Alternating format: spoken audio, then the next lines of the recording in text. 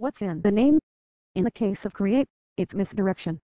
While the Create's name implies that players will actually get to make things, you're actually solving challenges and then decorating static levels with a series of objects and stickers and designs that the game provides you.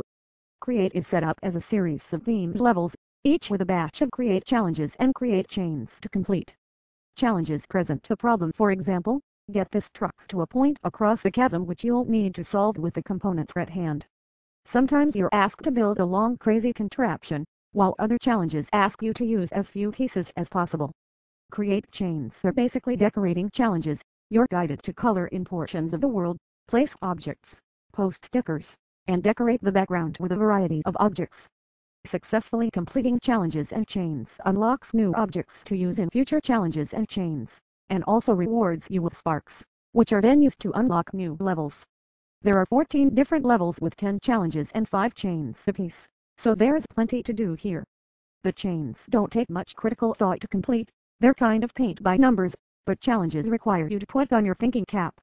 Though the early levels are pretty simple to zip through, it'll require a decent amount of experimentation later on before you hit on a solution that works. It's not a multiplayer game, but Create works well as a group activity, with other people in the room offering suggestions. However, for something that looks like it's targeted at a younger crowd, Create is a bit of an exercise in frustration. The controls aren't terribly intuitive and require a great deal of precision. Even when you've figured out what you need to do, many of the challenges require some nitpicky tweaking to actually make that solution work. Create does support PlayStation Move, which I found to be a much easier option than the traditional DualShock 3. The game camera can also be problematic, often not letting you zoom back far enough to get a full view of a level or challenge.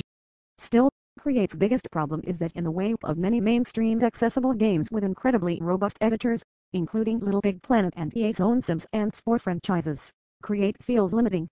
You don't get to build or edit anything. You're merely decorating an existing space or building a solution from a pre-selected set of tools.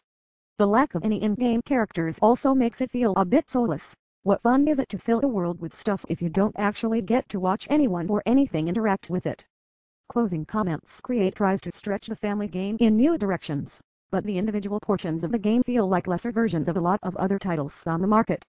Super Scribblenauts offers a less frustrating and more creative approach to problem solving. If you're into making your own world, The Sims offers you much more freedom by allowing you to build it how you'd like. And both of those games give you personality and characters that you can feel some attachment to and care about.